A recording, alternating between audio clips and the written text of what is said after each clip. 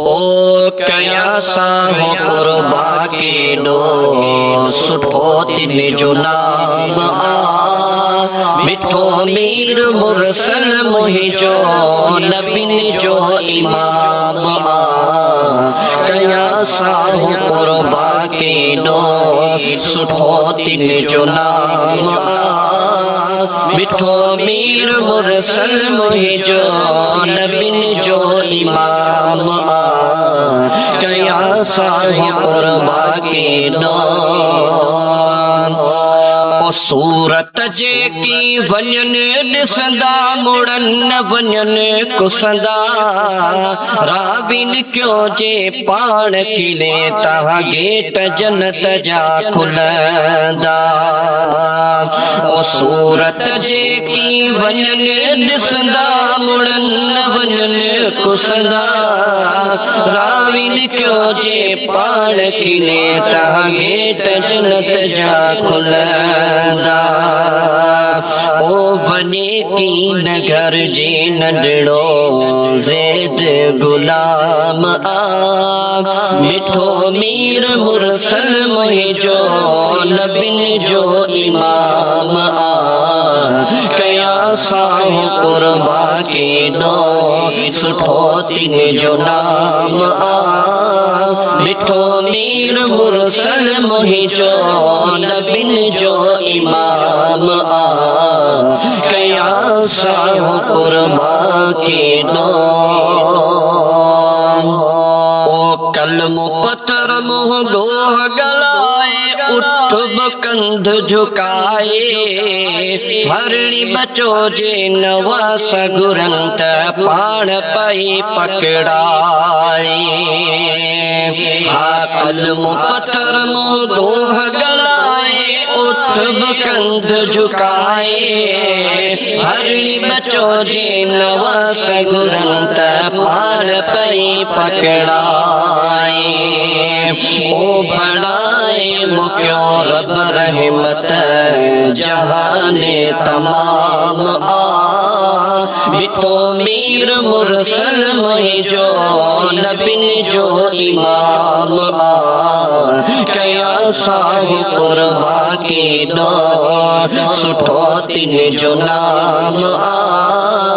मिठो मीर मुरसल मुहिजो नबिन जो इमाम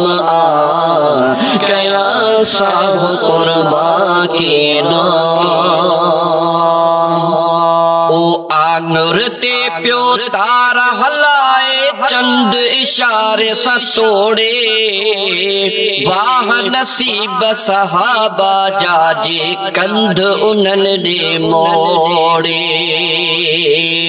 आंगुर ते प्यो तारा हलाए चंद इशारे सा तोड़े वाह नसीब सहाबा जाजे कंध उनन दे मोड़े हाँ वाह नसीब सहाबा जाजे कंध उनन दे मोड़े ओ अग्या प्या अदाऊं लिखन बणियो जो पैगाम मिठो मीर मुरसल मुहिजो नबिन जो इमाम कया साहो कुर्बा के डो सुठो तिन जो नाम मिठो मीर मुरसल मुहिजो नबिन जो इमाम कया साहो कुर्बा के डो ओ चांडिया खामोश जेको ॾिसे सो जान पियो पंहिंजी वारे घूर करण ते हुस्न वधे न अखियुनि में सघे को निहारी ओ चांडिया खामोश जेको ॾिसे सो जान पियो पंहिंजी वारे घूर करण ते हुस्न वधे न अखियुनि में सघे को निहारी ओ खटे व्याजिरन क्यों साणस रोजे में आराम आ खटे व्याजिरन क्यों साणस रोजे में आराम आ मिठो मीर मुरसल मुहिंजो नबिन जो इमाम आ कया साह कुर्बा के दो सुठो दिन जो नाम आ मिठो मीर मुरसल मुहिंजो नबिन जो इमाम आ कया साह कुर्बा